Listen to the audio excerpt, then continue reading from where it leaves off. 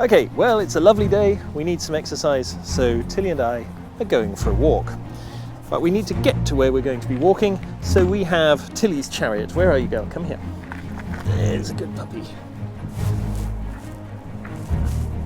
Don't groan near the microphone. Oh, hang on, we gotta get your paws in. There you go. You all on board? Okay, let us away.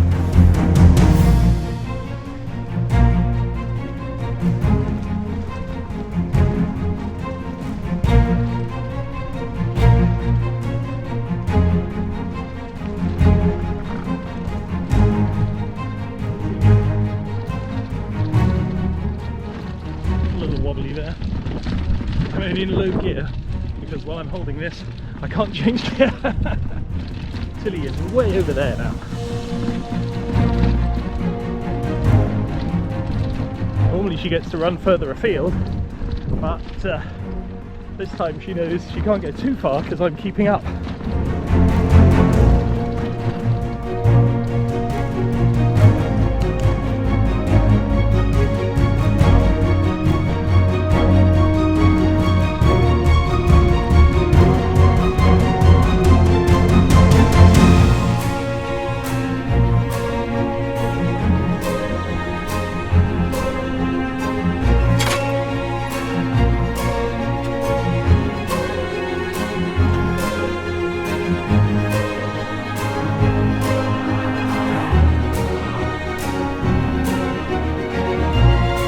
So this walk begins just near the little village of Hardwick behind us over there.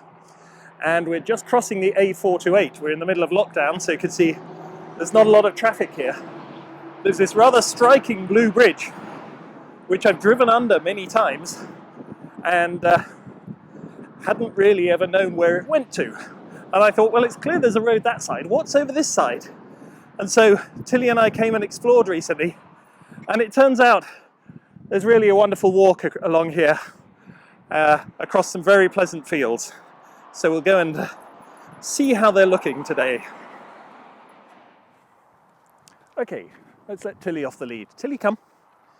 She's a good girl when she knows that's what might be coming. Go on, little one, let's unclip you. Okay, and off she goes.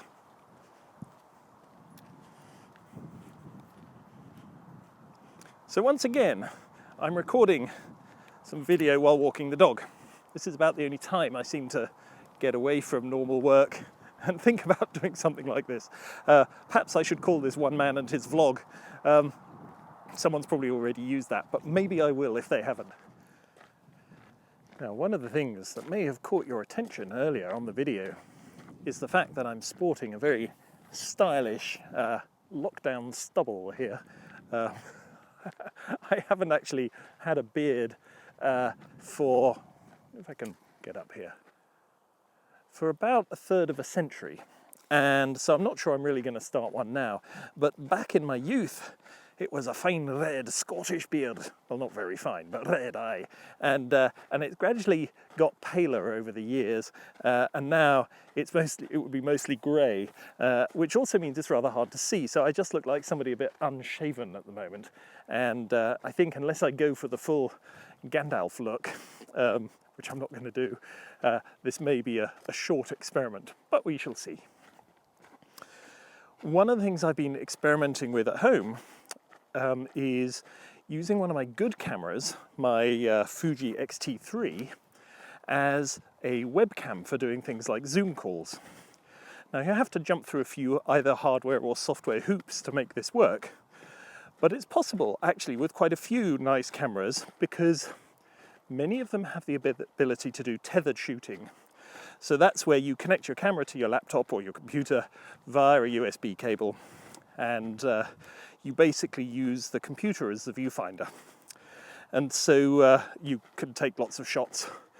This is often used in studios where you can immediately see a high quality image. It's much easier to check the focus and so on. So your camera has the ability to output what is essentially a viewfinder display, and that's what you can use if you have the right software and certain cameras to just make it a USB camera which can then, through some other bits of magic, be fed into something like zoom. Now, using a good camera for zoom has various advantages. One is, of course, that you've got much better lenses, often wider aperture lenses, so you have a shallow depth of focus, which means you can get a nice blurred background without using one of those nasty artificial blurred backgrounds. The other is that a good camera's sensor is going to be much better at things like handling different light levels, color correction, and so on, than the typical little webcam that's built into your ordinary laptop or desktop machine. The one challenge, though, is that you've got this big camera that you want to get somewhere close to your screen so that when you're looking at other people you maintain some kind of eye contact. And this is difficult, actually, but fortunately I have a small, it's about, I guess a sort of 7-inch, maybe 8-inch, something like that, HDMI monitor, which I can mount right underneath the camera. I'll try and put a photo in here. And that allows me to maintain eye contact, because essentially that's my zoom screen. That's just an extra display on my computer, but it becomes the thing I put my zoom screen on so that when I'm looking at it, I get something pretty close to eye contact with the camera. So this is all very good. And then the other thing, of course, is most sort of cheap webcams are very wide angle. And if you're using a decent lens, well, you've got a choice of lenses, you can choose to have it a little closer in, which is a bit more flattering. And it also allows you to cut out a lot of the clutter if you don't want people to see the mess that's in your office or wherever you're doing your filming. So all of that is great. I can get nice high quality images of myself. It looks much more impressive than everybody else's webcam who's on the call. It's really quite nice. And the only downside is, of course, I now have a high quality image of myself just at the time when I'm growing a rather unattractive stubble and probably don't want to be seen in high resolution. But hey, all great investigations no doubt begin with a certain amount of embarrassment and indignity. So hopefully I'll get over this one too.